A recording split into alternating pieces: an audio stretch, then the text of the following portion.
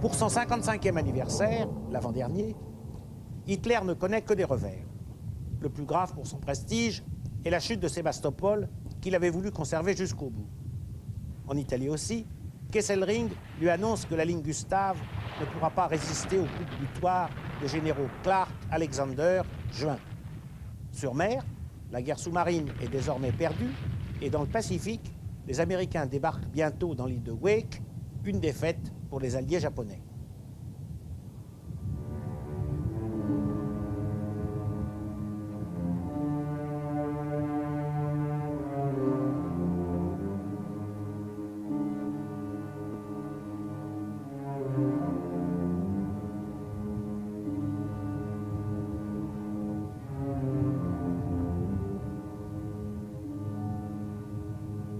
Pour commenter les actualités britanniques et françaises, nous sommes avec Alan Bullock, auteur de ces Vies parallèles, Hitler et Staline, à qui on devait déjà, il y a 40 ans, en 1952, un livre magistral sur Hitler, mais qui, avant 1952, donc en 1940, était rédacteur en chef à la BBC, et à qui il est arrivé un événement, pour nous, Français, mémorable.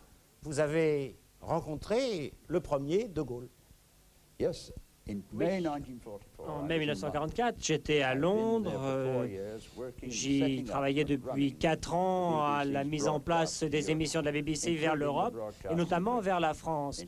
Et j'ai eu le privilège de rencontrer dans un studio le général de Gaulle le 18 juin 1940, lorsqu'il a fait son appel au peuple français. Je me suis intéressé à l'écriture de ce qui se passait, des bulletins d'information, et plus tard j'ai eu de nouveau l'occasion de réétudier ça. J'ai vécu tout ça, et puis j'ai écrit maintenant cette histoire. Et quelle a été votre impression en le voyant? Eh bien, je ne savais pas qui il était. Je me suis dit que c'était le plus grand Français que j'avais jamais vu, et je me suis dit, s'il remet son képi sur la tête, lorsqu'il va franchir la porte, il va tomber. Et effectivement, le képi est tombé. J'étais ravi. C'est votre première prédiction d'historien. On va voir les actualités anglaises, mais 50 ans après. Here is the world's news in pictures, and this is Pathé Gazette screening it.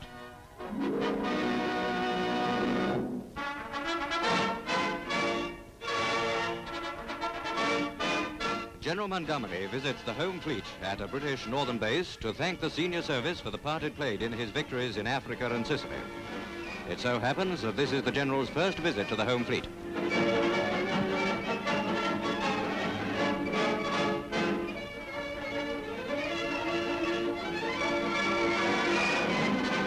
Sailors are treated to one of those informal and very human talks from Monty, which every serviceman so thoroughly enjoys. He has come, he says, to pay his respects to the Navy. That remark is a cue for the Navy to return the compliment.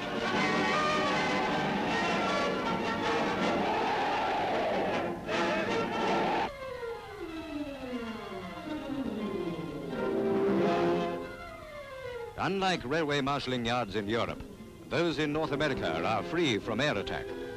It's an impressive sight to see the thousands of tons of supplies slung from quaysides into the holds of waiting merchant ships.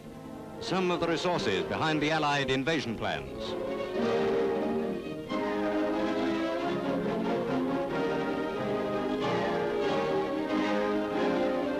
The men who bring these gigantic cargoes travel the Atlantic shipping lanes in convoy. Though the submarine menace has declined and danger now stalks the U-boats, threats of torpedo attack have still to be met.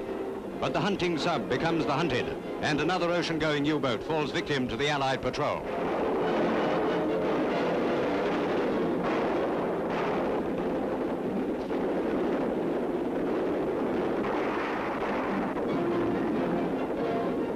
Allied shipping losses versus U-boat sinkings weigh heavily in our favor.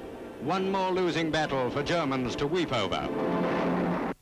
Alan Bullock, quel est votre sentiment sur la situation de la guerre sous-marine à la date où nous sommes? Je crois que c'était la guerre secrète, celle dont les gens ne se rendaient pas compte de l'importance, et on n'a jamais réellement su quels étaient les chiffres de cette guerre. Mais le fait est que si Hitler s'était rendu compte plus tôt que c'était là que nous étions le plus vulnérables, que c'était le meilleur moyen de nous attaquer, eh bien, cela aurait pu engendrer des difficultés énormes pour les Alliés. En 1942, les pertes subies par les Britanniques et les Alliés, par leur marine marchande qui préparait les débarquements, ces pertes étaient tellement grandes qu'on ne pouvait pas remplacer le tonnage. Et si, comme Dönitz le demandait, il avait pu avoir 500 sous-marins en 1942, eh bien, s'il avait pu avoir ça encore en 1944, ça aurait pu de beaucoup compliquer le débarquement. Donc c'est une victoire dont on n'a pas parlé, qui a été assez peu comprise, et qui en fait est une des clés de la victoire dans cette guerre à l'Ouest.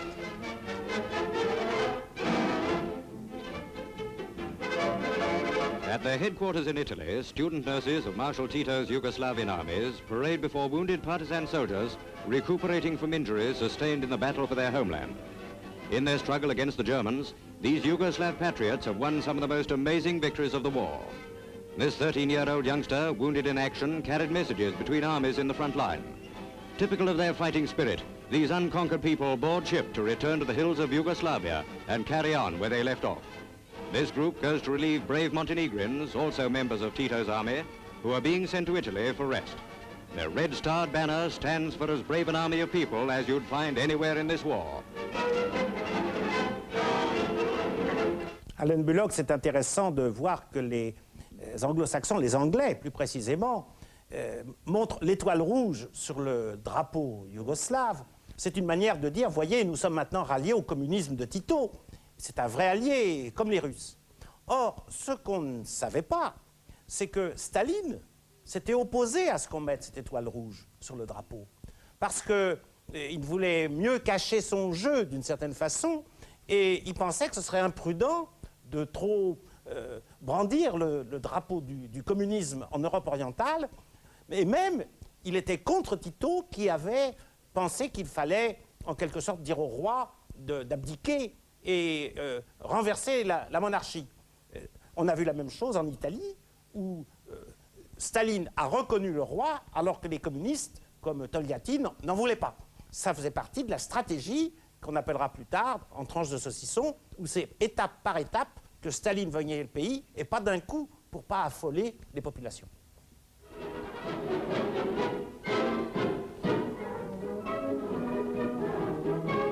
With each succeeding year, Britain's Home Guard reaches higher military efficiency and assumes greater responsibilities. The 4th anniversary parade in Hyde Park, with the King taking the salute, marks another step forward in its fine history of national service. More than 5,000 men drawn from every unit in London and formed into composite battalions march past the saluting base, drawing admiration from the Sunday crowds which had gathered for the occasion.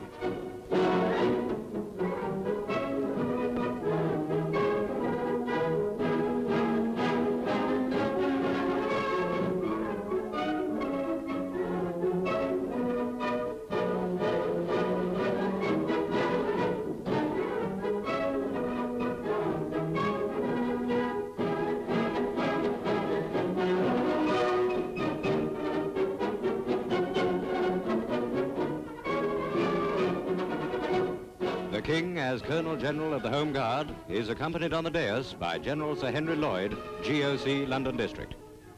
A lot of interest centres around the anti-aircraft guns and their crews. More and more is the Home Guard being employed in our air defence system.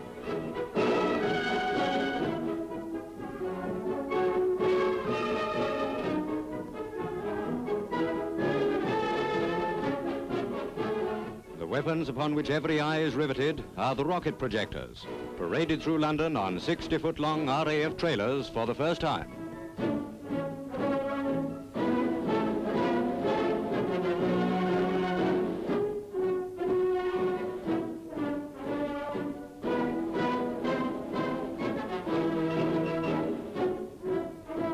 This is the one day in the year when Britain's Home Guard is seen in full ceremonial parade. As a nation at war, we rarely indulge in military spectacles. We have a peculiar way of accepting the lion's share of work and claiming little of the credit. It is all the more reason why, when John Citizen indulges in a little publicity, the weight of his effort is the more fully appreciated. The Home Guardsmen of Britain are now back on duty.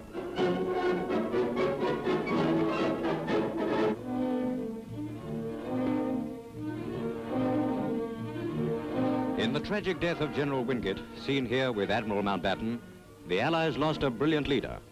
But the strategy General Wingate so carefully planned is being carried out to the letter, and the veteran British units known as Wingate's Raiders are applying his methods with great success.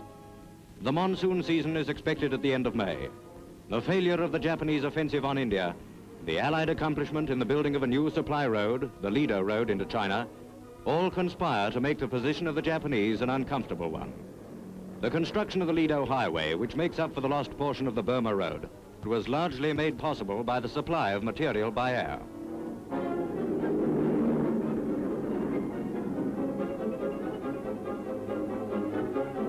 Facing the Japs on this Burma battlefront are the Allied forces of General Stilwell, engaged in the Mogang Valley. Less than 100 miles from China, the battle is opened with a barrage from artillery and mortars.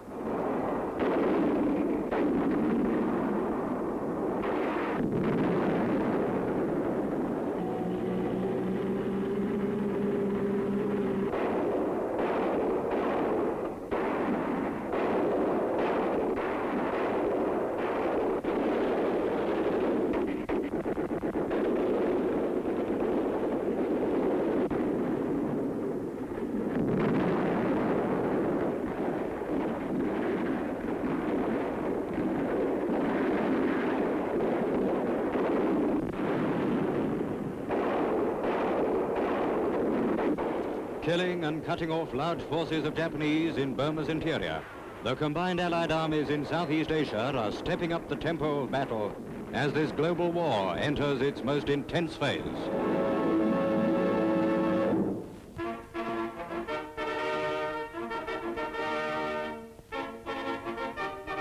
The statement signed by the Prime Ministers of the British Commonwealth outlines the results of their series of conferences. Signatures are appended to a declaration which reveres our past, discloses a solid unity in our present, and holds out infinite promise and faith for the future. The statement brings a pledge to the oppressed that not one shall be abandoned. It underlines the singleness of purpose to end the agony which besets mankind. It points the way to that new world of concord and understanding for which men have for so long striven, but without lasting effect. It was generally agreed that the Commonwealth Prime Ministers should meet together more frequently. That in itself would point to the day when the example of Empire Brotherhood will become, as Mr. Mackenzie King visualizes, a model for the whole world. This strong and living partnership may give the lead toward that great age when man shall rise up out of darkness and live in light. The Empire's declaration is an instrument to that end.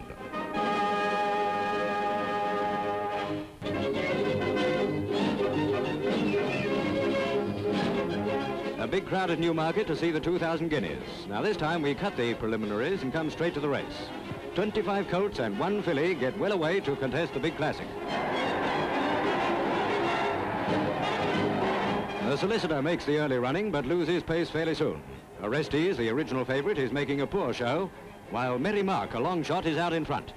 Lord Derby's filly, Garden Path, which ousted Orestes from the position of favourite, is coming up smartly.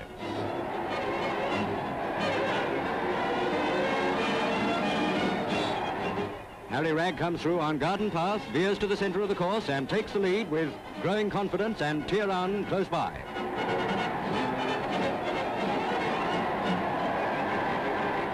It's Garden Path first, growing confidence second, Tiran third. So Garden Path was the perfect lady and the first filly to win the 2,000 guineas in the last 42 years. Lord Derby decided to run Garden Path in preference to any of his colts. How right he was.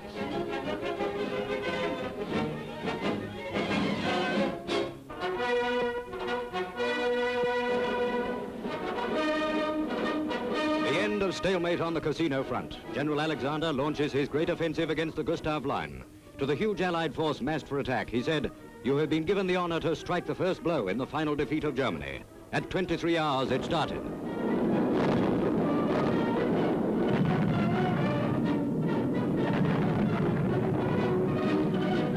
Rush pictures from Italy, only a few days old after the blow had fallen, bring thumbnail sketches of the drive on Cassino. 5th and 8th Armies combined to break open a series of solid defense lines.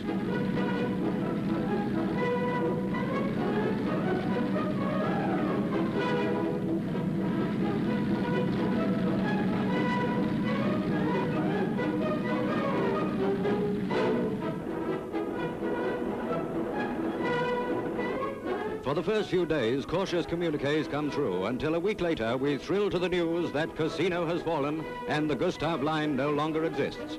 Here are frontline portraits of men who beat the best of Hitler's divisions in Italy.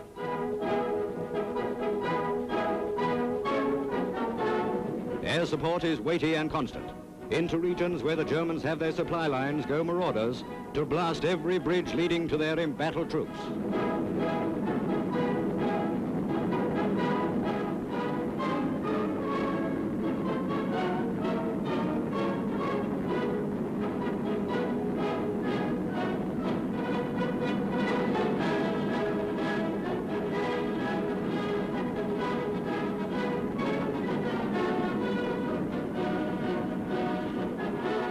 The first columns of prisoners begin to arrive behind the Allied lines. The figures mount. In a few days, they run into 4 figures, and 7,000 in under a week is good hunting. The long ordeal of Cassino has ended in brilliant military triumph. The two-fisted fight up Italy has got into its stride.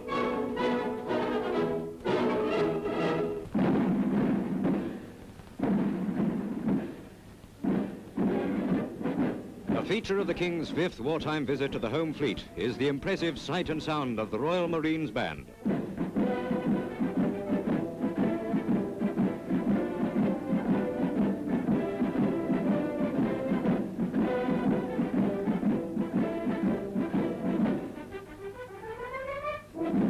His Majesty has come to take leave of his captains and bid them, their ships and ships' companies Godspeed on the eve of great events. He attends Admiral Fraser's staff conference in the flagship. As always, each and every ship is at short notice, ready to steam to sea for battle. Among the many enthralling things seen during the visit are the human torpedo men and their craft. 2 men constitute a crew. They're wearing their Sladen suits. For years regarded as a fantastic notion, the British human torpedo has become the war's most daring device.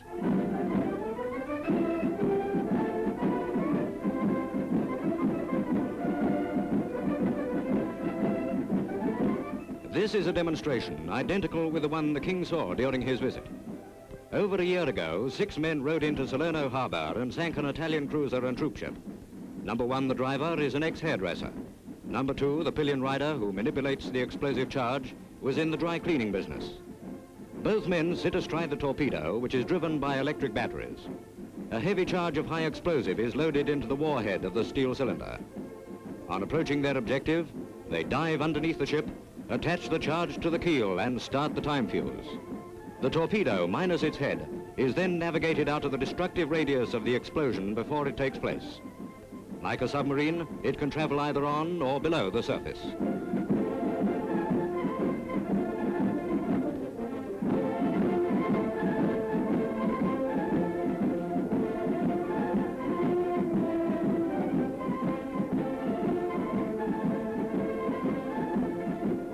The Navy men who ride the torpedo craft wear special clothing. Underneath their diving suits are layers of woolen underwear. But it's not only the things they wear that count. Inside each is that indefinable something which labels these human torpedo men as the bravest of the brave.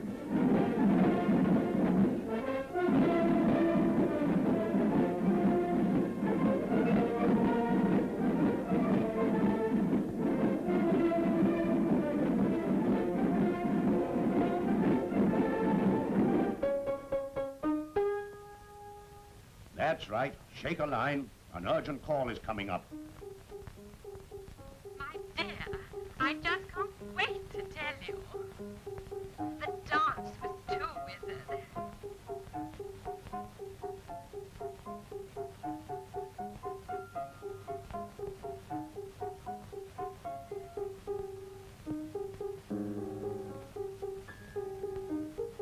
Sorry, all lines are engaged.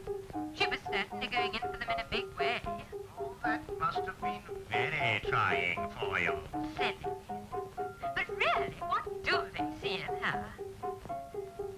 lines, please. Do clear the lines.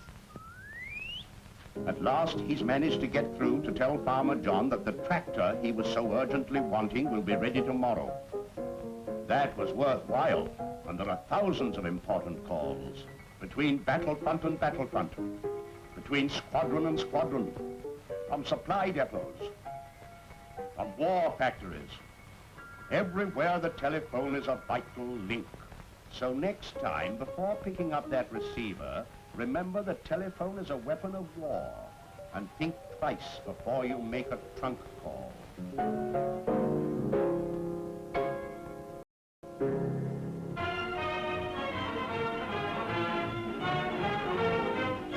Alain Bullock, on vient de voir le roi avec la flotte. Quelle est la signification de cette actualité, à votre avis? Well, if you remember earlier in the Eh bien, newsreel, si vous we vous saw souvenez de ce qu'on a vu tout à Montgomery l'heure dans les actualités, on a Why vu should Montgomery the avec la land flotte. commander of the Alors, British be going to see the le fleet? commandant en Why chef suddenly de l'armée de does the king terre go to see the rendait fleet? visite à la flotte. Because, Maintenant, on of voit le course, the commandant en chef de plans la are marine qui rend made. visite à la flotte. This is the great Eh bien, pour build, great préparer story we are le building débarquement, up. c'est une And grande the affaire fleet qu'on is the prépare. key, Et la flotte because the est la fleet clé de cannot voûte de manage to toute land cette the organisation. arms Parce que si la flotte then the ne whole réussit thing pas à will débarquer en France, And so tout s'effondre. Montgomery, who Et donc, commands the Montgomery, British qui commande les Canadian troupes britanniques et canadiennes, First Army Group, goes se met en to make contact avec la rapport flotte, with it. avec le commandement naval, avec lequel il va devoir collaborer de manière très étroite. Et le commandant en chef de la flotte, le roi, rend visite à cette flotte juste avant qu'elle lance cet énorme défi pour la Navy.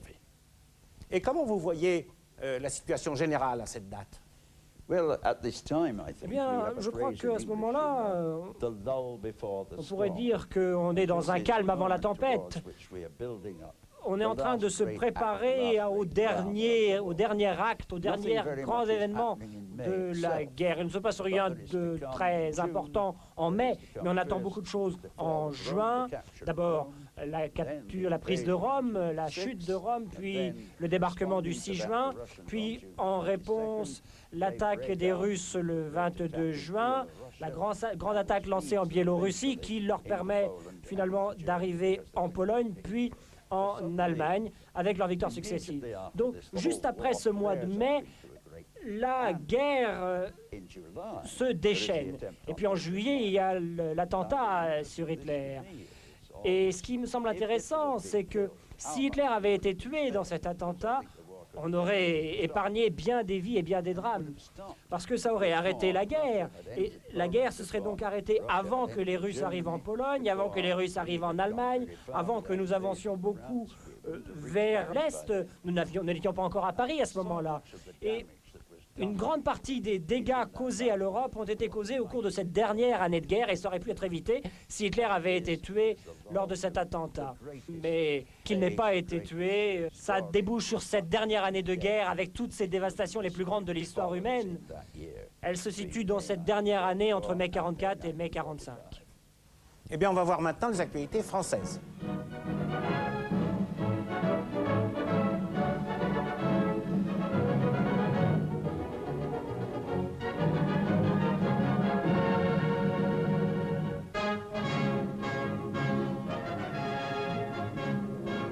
Paris, M. John Emery, fils du secrétaire d'État britannique aux Indes, stigmatise les bombardements anglo-saxons.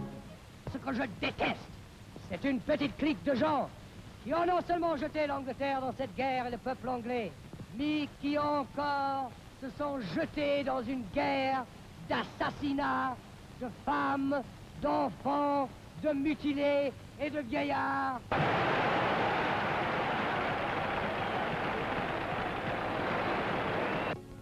Centenaire d'Édouard Drummond.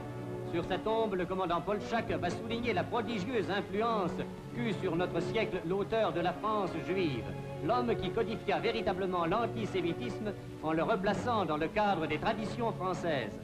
Si ce précurseur de génie avait été écouté, un scandale aussi lourd de conséquences que l'affaire Stavisky aurait-il pu être déchaîné? Alain Bullock, ces actualités qui sont entièrement sous contrôle allemand maintenant, surtout pour ces scènes-là, utilisent les dernières cartouches anti-juives et anti-anglaises.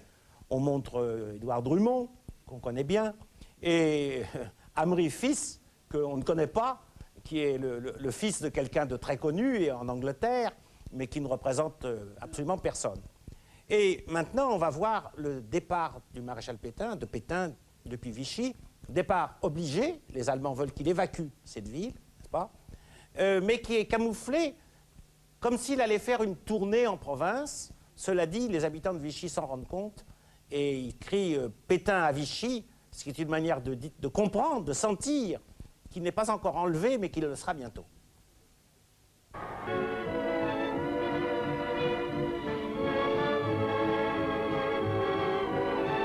L'art à la disposition du peuple, tel est le but du salon de l'imagerie inauguré par M. Abel Bonnard, manifestation grâce à laquelle revivent bien des féeries qui charmèrent jadis notre enfance. Mais ce plaisir des yeux est surtout pour les grands, puisque cette exposition offre une accueillante et agréable floraison de techniques originales et d'idées heureuses. Cependant, l'imagerie se renouvelle, surtout aujourd'hui, grâce à nos artistes de dessin animé. Ce sont bien là les imagiers de l'avenir. En dépit de bien des difficultés, les André Rigal, les Grimaud, les Dubout poursuivent leurs travaux afin de mettre un jour à la toute première place le dessin animé français.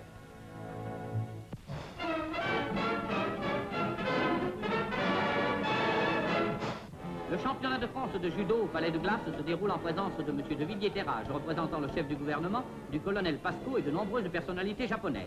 De Herth et Pigmal s'expliquent en finale. De Herth conserve son titre et en fin de combat, l'arbitre, le professeur Kawasai, de 2 plaques sur les pectoraux rétablira la circulation du sang arrêté chez Pigmal.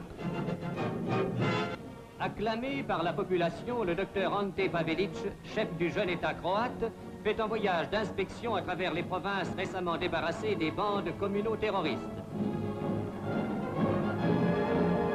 Ici même, il y a quelques mois, les habitants n'osaient sortir de leur demeure. Aujourd'hui, le pays a retrouvé son calme. Il y a 100 ans, mourut Bernadotte, qui régna 26 ans sur la Suède, sous le nom de Charles XIV. En présence du roi Gustave V, on célèbre le centenaire de ce roi de Suède français, fils de modestes artisans du Béarn, fondateur de l'actuelle dynastie suédoise et que l'on a pu surnommer l'Henri IV du Nord. L'Espagne nationale a 5 ans. À cette occasion, en présence du caudillo, tout Madrid assiste à une gigantesque parade militaire qui se déroule sur l'avenue du Généralissime. En 5 années, l'Espagne, accomplissant dans tous les domaines un effort considérable, s'est relevée des ruines accumulées chez elle par près de 35 mois de guerre civile.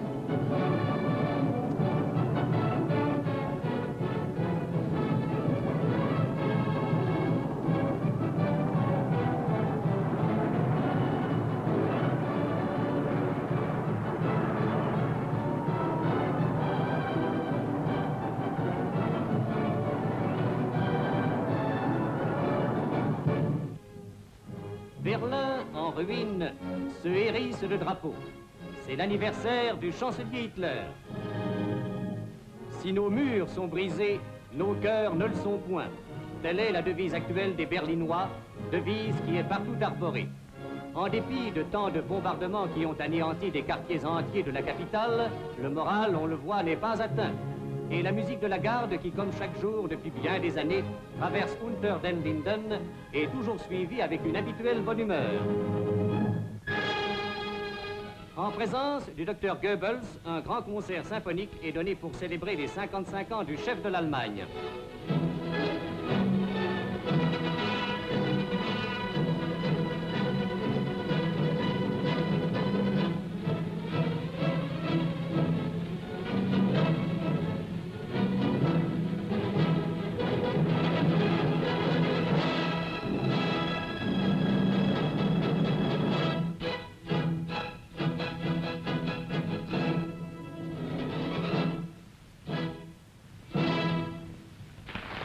Anniversaire de guerre, moins de grandes cérémonies.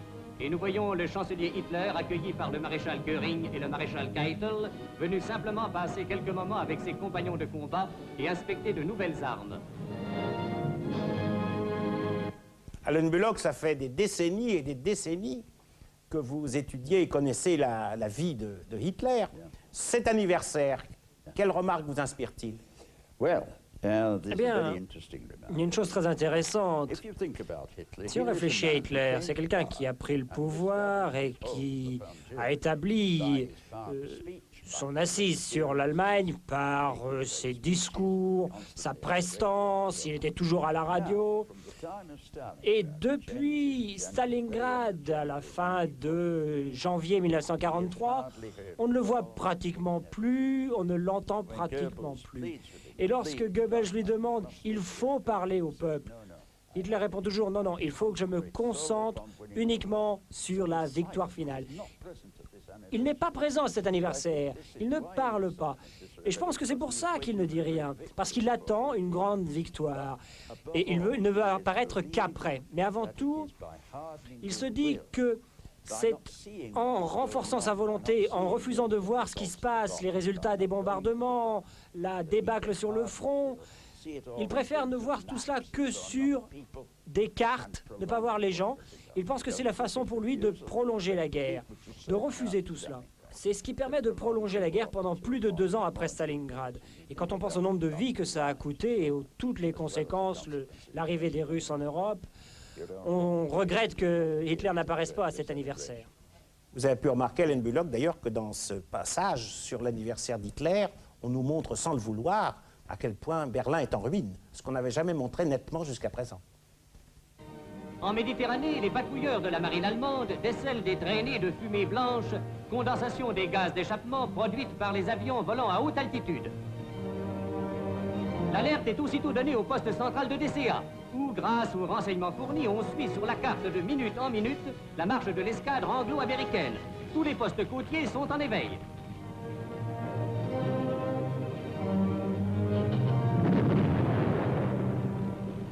Plus de doute, l'escadre volant à 8000 mètres d'altitude se dirige vers le territoire allemand. Harcelée par le tir de la DCA, la voici déjà au-dessus des Alpes. La frontière allemande est franchie. Aussitôt, le poste central de DCA donne l'ordre aux escadrilles de décoller. On fixe sous les ailes la caméra dont le mouvement déclenché automatiquement par le tir des mitrailleuses va permettre de filmer un extraordinaire reportage.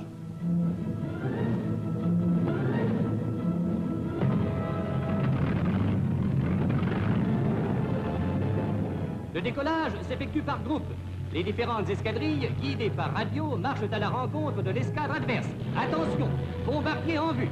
Le pilote libère la commande qui va lui permettre de déclencher le tir des mitrailleuses. La bataille s'engage.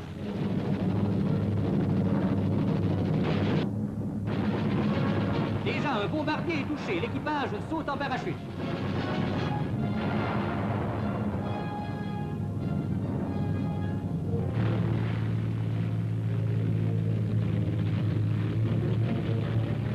Un autre appareil, dont les réservoirs d'essence sont crevés, atterrit juste devant un opérateur de la PK. L'équipage est fait prisonnier et va subir un premier interrogatoire. Burns. You are burned. Burns. Very dangerous. Is it painful? No, it's not painful. L'escadre assaillante, après avoir été dispersée par cette première attaque, s'est regroupée et nous la retrouvons aux prises avec d'autres chasseurs. Un incendie se déclare à bord, près du fuselage. Le pilote saute dans le vide.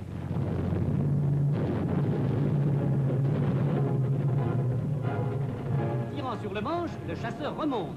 Après avoir attaqué de front, le Messerschmitt pique afin de se dérober au tir de la forteresse.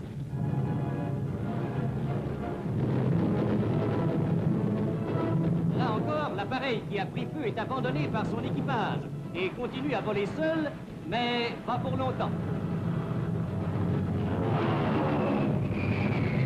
Remontez. La forteresse est attaquée par derrière et serrée de près. Le gouvernail est atteint.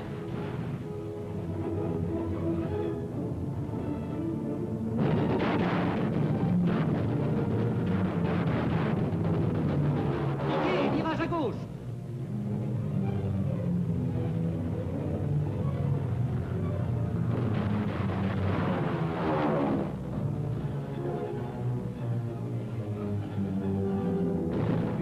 Rafale à 25 mètres de l'appareil en flammes. En un mois, 1000 bombardiers anglo-américains ne sont pas rentrés à leur base.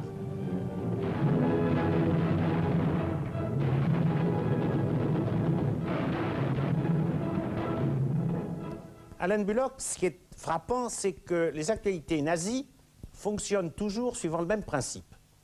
Quand quelque chose ne va pas, on fait allusion au problème, mais pour dire que tout va bien. Au moment où nous sommes, le grand problème pour les Allemands, c'est qu'ils n'ont plus de pilotes. Et qu'ils sont obligés d'entraîner les pilotes de chasse en 100 heures d'entraînement, alors qu'il en faut 300, et que les Anglais y consacrent 400 et 500 heures. Résultat, les nouveaux pilotes subissent défaite sur défaite. Et c'est pour le cacher qu'on nous montre un sujet magnifique, où les pilotes de la Luftwaffe, les chasseurs notamment, remportent des victoires sur les bombardiers. C'est tout à fait typique du style et de la méthode de l'exorcisme que, en quelque sorte, les nazis ont toujours pratiqué pour faire passer les mauvaises informations.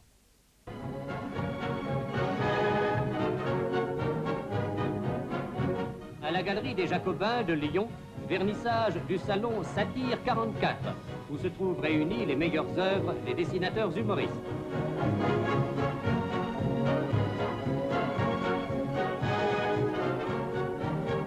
Cette manifestation ennemie de la mélancolie constitue une heureuse diversion aux multiples ennuis qui sont hélas aujourd'hui l'apanage de chacun de nous.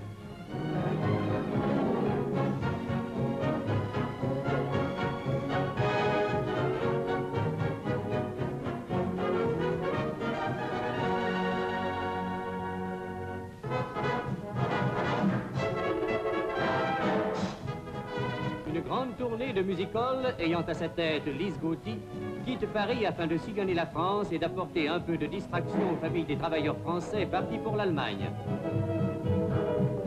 À Lyon, centre industriel, un très grand et mérité succès accueille les artistes parisiens. L'orchestre Fred Addison.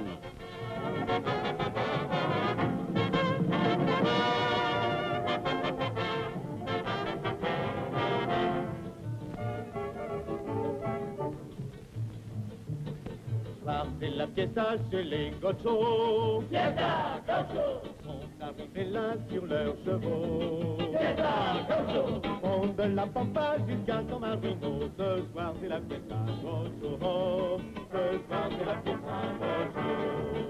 Oh, ma papa, oh, viva la fiesta Gaucho.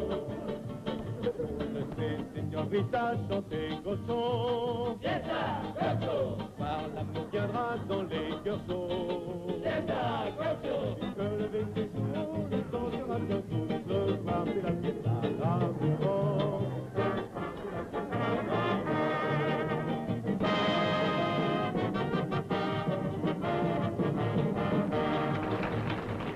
Les renotistes.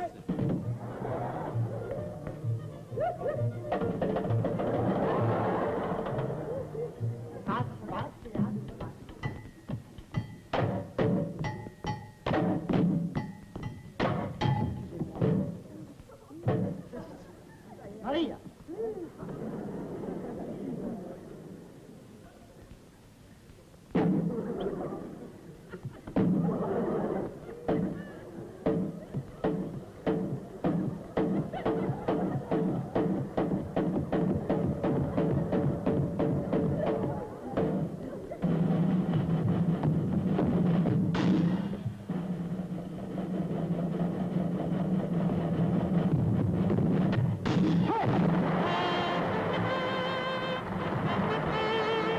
Lise Gauthier.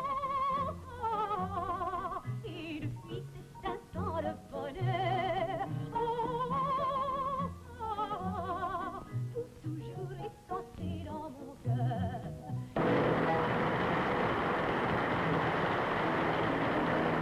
De la musique avec de simples bouteilles.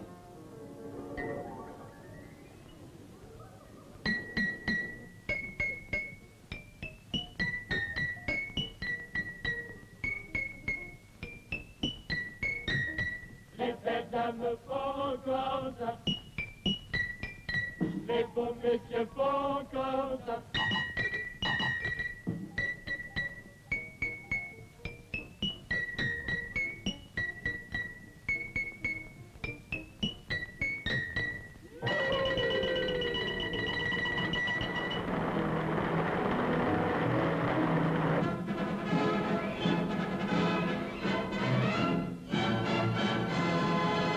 Alain Bullock, vous venez d'écrire un ouvrage sur la vie parallèle de Hitler et de Staline, faisant la comparaison entre les hommes et entre les régimes.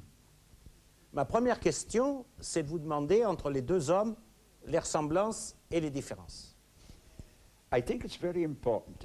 Je crois qu'il faut dire que dans toute comparaison, on compare les différences. Un grand historien l'a dit, l'utilité des comparaisons, ce sont les différences. Je crois qu'il y a des éléments communs ici, entre ces deux hommes.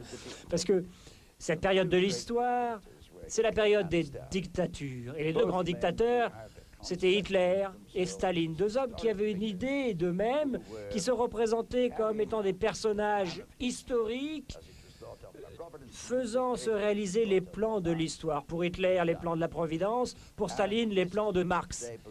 Et ils étaient persuadés d'avoir un grand rôle à jouer. Et cela devait excuser tous leurs méfaits. Cela les protégerait contre la mauvaise conscience, contre le sentiment de culpabilité, pour les dégâts, les morts. Ça, c'était une première chose. Et puis, une autre similitude entre les deux hommes, c'est leur façon de vivre tout cela. Les deux hommes ont été sous-estimés. Aucun d'entre eux n'a créé les circonstances dont ils ont tous les deux su tirer parti. Les deux ont eu beaucoup de chance. Pour Staline, il y a eu la mort de Lénine. Et pour Hitler, le fait que juste après avoir perdu 2 millions d'électeurs, il a été appelé au pouvoir par les conservateurs qui ne savaient pas ce qu'ils faisaient. Et puis, une fois qu'ils sont au pouvoir, ces deux hommes sont tout à fait certains de ne pas vouloir mettre en place un régime qui va les empêcher d'agir. On a décrit Hitler comme étant un dictateur agissant avec anarchie et improvisation. Hitler ne veut pas que son pouvoir soit institutionnalisé, il veut que ce soit un pouvoir personnel, il veut pouvoir intervenir quand il veut, où il veut. Évidemment, il est obligé de s'entourer de beaucoup de gens qui vont faire beaucoup de choses à sa place. Et de fait, il ne prend pas toutes les décisions lui-même. Mais quand il veut prendre une décision, il est libre de le faire et il n'a personne à consulter. Et cela vaut également pour Staline. Staline a dû aussi s'entourer de beaucoup de gens. Quand on pense à la taille de la Russie, il fallait un gouvernement important. Mais il veille toujours à ce que son entourage ne soit jamais sûr de ce qu'il va faire. Il va les surprendre. Et les deux hommes veillent à maintenir cette situation de façon à ce que personne autour d'eux ne sache ce qu'ils vont faire, que personne n'ose bouger, de crainte d'aller à l'encontre des plans du Führer ou de Staline. Là, je crois que les deux hommes ont beaucoup de points communs. Et puis, les façons d'arriver à leur fin, à la création des SS, une puissance en dehors du cadre étatique, une puissance qui n'a à répondre de ses actes que vis-à-vis d'Hitler. Tout le pouvoir de police est remis aux SS qui sont en dehors de tout droit constitutionnel. En Russie, ce n'est pas le parti, c'est le NKVD, ou comme on l'a appelé par la suite le KGB, qui n'a à rendre de compte que à Staline et qui est responsable de l'élimination de tous ceux qui avaient pris le pouvoir avec lui après Lénine. Mais alors, Alain Bullock, quel rapport peut-on établir entre leur vie personnelle et leur politique? Mais je crois que pour Hitler, les choses sont très claires. Il prend le pouvoir, il doit cacher ce qu'il veut faire, mais ses ennemis sont identifiés de manière très claire. Ce sont ceux qui, en Allemagne, seraient susceptibles de lui résister, et ceux qui, en dehors de l'Allemagne, vont subir ses assauts. La France, la Russie. Ça, c'est très clair. Pour Staline, c'est différent. Staline veut établir un pouvoir personnel comme Hitler, mais il ne peut pas se permettre de le dire. Il ne peut pas permettre à personne de voir que c'est ce qu'il veut faire. Et ses véritables ennemis se trouvent au sein même du parti, parce qu'il y a ceux qui connaissent l'histoire, qui savent comment Staline est arrivé au pouvoir, qui le voient agir. Il faut les éliminer les uns après les autres, et c'est ce que Staline fera. Alors que du côté d'Hitler, ceux qui ont pris le pouvoir avec lui seront là jusqu'au bout. Ils ne risquent rien. Staline, lui, doit éliminer tous ceux qui sont arrivés avec lui pour pouvoir réécrire l'histoire à son goût. Merci Alain Belloc pour cette analyse. La semaine prochaine, à Histoire parallèle, nous verrons des actualités américaines et japonaises.